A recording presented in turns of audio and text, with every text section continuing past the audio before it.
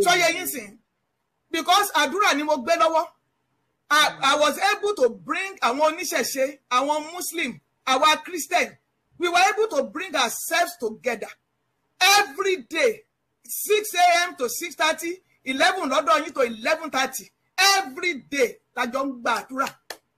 So kó bá sọ wípé èmi yẹn ni wọ́n wá pe èrò lé lórí bí eléyìí lórí ìjà. Ó ti èmi gan lójú. But it get as it be. Ìgbà míì wà tí èèyàn ò wá wàhálà, tí wàhálà máa wá èèyàn, Ọlọ́run ní jẹ́ kí wàhálà wá wa. Ìgbà míì wà tẹ́ ẹ fẹ́ jà, táwọn èèyàn á fẹ́ bá yín jà. Ṣó yé yín sìn? You can't lè fold ọwọ́ yín sẹ́yìn. Tẹ́ ẹ bá kọ etí kìíní tán gba, tán kọ etí kejì tán gba. Ìgbòlókùn tẹ́ máa ṣẹ̀ wọ́n. Because kò sí ti dandan tó fẹ́ gbà mọ́, tó fẹ́ gbà mọ́.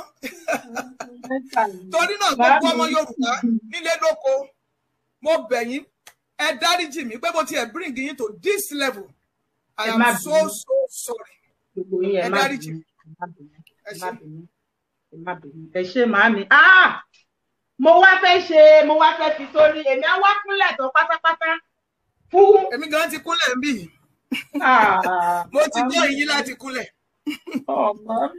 Gbogbo ọmọ Yorùbá. Everybody ẹ jọ̀ọ́ torí Ọlọ́run, ẹ má bínú. Ó ti tó, ẹ jẹ́ ká jẹ́ kó fún mi. Ẹ jọ̀ọ́. Ẹgbẹ́ mi náà mo ti fi rárá o, mo ti sọ́dọ̀ oṣù, mo ti fi rárá. Ó ti tó, gbogbo ọmọ Yorùbá ni. Ó ti tó, ẹ má bínú mọ́, ẹ má bínú, ẹ jọ̀ọ́ torí Ọlọ́run. Ẹ wò wọ́n àgbàlagbà. Màámi ẹ dìde, ẹ jẹ́ kémi wà lórí ìkúnlẹ̀. Ẹ má bínú. Tẹ̀bí tó rí tèmi lẹ ṣe kúnlẹ̀. Ẹjọ́ ẹ bá tó dìde lèmi náà tó máa dìde. Rárá mà, ẹ jọ̀ọ́, abẹ̀yìn ni, ó ti tó. Yóò ọmọ Yorùbá ronú ìdàbọ̀. Yóò Yorùbá ronú o. Ẹ má jẹ́ ká lajú sílẹ̀ kí tálùbọ̀ kó wọ̀ ọ́. Yóò ọmọ Yorùbá ronú o. Ó ti dé, gbogbo nǹkan tá à ń jáde lórí ti súnmọ́lé. Ẹ má jẹ́ agbéṣù láàyè, àríbi tira wa sí. Gbogbo nǹkan tó bá wá ṣẹlẹ̀ pátápátá tí wọ́n ti sọ sí màmá Onítìrí, sí anybody wa, sí Ìgbòho, sí anybody.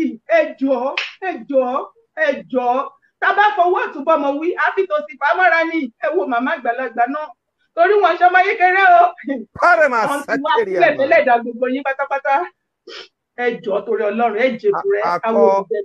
We pray, it is written, when the Lord turned again the captivity of Zion, we were like them that dream dreams, and then was our mouth filled with laughter and our tongue with singing.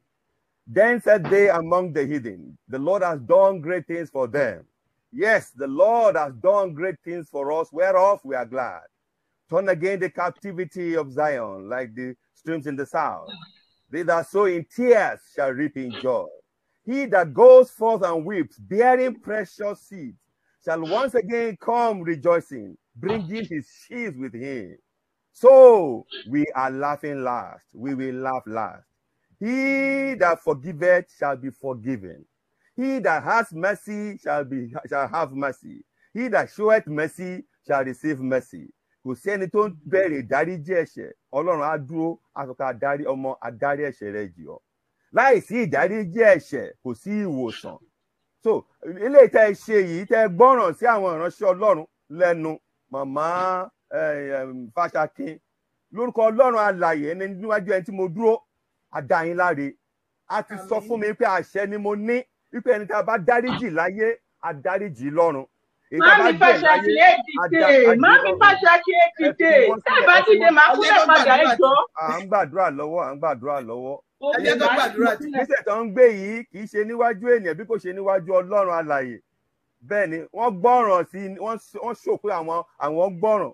Wọ́n ní oore ọ̀fẹ́ àti fa ẹjọ́ lọ, iṣẹ́ wọn ni wọ́n mọ̀, àwọn tó ń bá wọn ṣiṣẹ́ ni wọ́n wà ń bẹ̀. Ṣùgbọ́n a sọ̀rọ̀ fún wọn nípa ti Ọlọ́run alààyè. Wọ́n dẹ̀ fi oore ọ̀fẹ́ Ọlọ́run gbà á. Èmi dẹ̀ ń gbàdúrà fún wọn wípé yóò dára fún yín nílé, yóò dára fún yín lóko. Nítorí pé ẹ gbọ́rọ̀ sí àṣẹ àwọn ìránṣẹ́ Ọlọ́run lẹ́nu. ibi tẹ́ bá ń darí sí tẹ́ ń kọ́ ebè sí ayé ò ní túká ogun ọ̀run àpáàdì wọn ò ní mọ àṣírí yín àwọn tí ó ń gbé ogun láti da ayé láti da iṣẹ́ yín rú àwọn fún ara máa forí àwọn ọ̀ràn wọn rú kò ní ṣe ẹ̀yin ẹ̀ máa tẹ̀ síwájú ni iwájú lẹ̀ yóò máa tẹ̀ sí o yóò máa dára fún yín yóò máa dàgbà sí ni ẹ̀ ó máa tẹ̀ sí ọlọ́run á súre fún yín nílé ọlọ́run á súre fún àwọn ọmọ yín ọlọ́run á súre fún iṣẹ́ yín ẹ̀ ó máa dàgbà sí yóò máa tàn mọ́lẹ̀ yín yóò máa tàn bẹ́ẹ̀ ni o pẹ̀lú ẹ̀mí ìdáríjì àti fi oore hàn ẹ ò gbé ara yín ga ẹ ò sọ pé ẹ̀yin lẹ jàre ẹ ní ọrẹ ọ̀fẹ́ àti sọ yẹn because èèyàn ò lè jàre èèyàn ò lè fi irinṣẹ́ sàtánì láti gbógun ti sàtánì ṣùgbọ́n ẹni tó bá tọrọ ìdáríjì ó ti jàre sàtánì èṣù àṣekínú sàtánì yẹn after dànù torí náà ẹ ti ṣe eléyìí gbogbo èèyàn dẹ̀ rí bá ẹ̀yin náà rí bá ẹ máa kọ́ tí ẹ máa ṣó gbogbo ayé wípé wọ́n sọ pé I am sorry ẹ dáríjì mí àbí bẹ́ẹ̀ kọ́ nǹkan tí mo gbọ́ nìyẹn ẹ lè ti parí ẹ̀ síbẹ̀ ẹnikẹ́ni tó bá wá ti